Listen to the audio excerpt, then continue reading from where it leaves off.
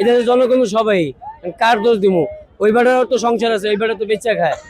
এখন উনি তো আর এক জায়গায় আনে, আর এটা জিনিসটা হলো মনে করেন সরকার এটা নিয়ন্ত্রণ করতে পারবো, এছাড়া কেউ পারবো না। ম্যাজিস্ট্রেট তো মনে করেন জায়গায় জায়গায় ঘুরতে আছে, তো আর প্রতিদিন তো এক পিছিয়ে লাগিয়ে থাকবো না, লাগিয়ে থাকবো।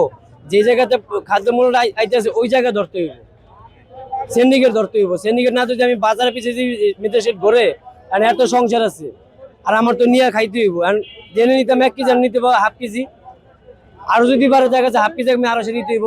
এখন তো কিছু করার নাই, আর তো জায়গা মতন যায় পর সিন্ডিকেট ধরতে হইব, সিন্ডিকেট ভাঙতে হইব।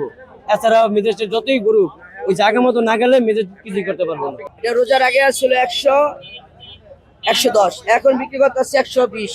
আর নসিনের কলা যেটা রোজার আগে আসছিল 170 80, এখন 200 টাকা ডজন বিক্রি করতে আসছে।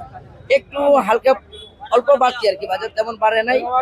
রোজার 2 দিন আগে বা 3 দিন আগে দাম বাড়তে, এখন আবার সীমিত হয়ে গেছে বাজার।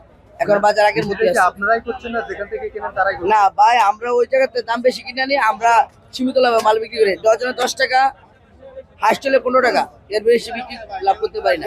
যা প্রয়োজন তা আসতে আসে না আমার, এই জন্য একটু দাম বাড়তি আর কি।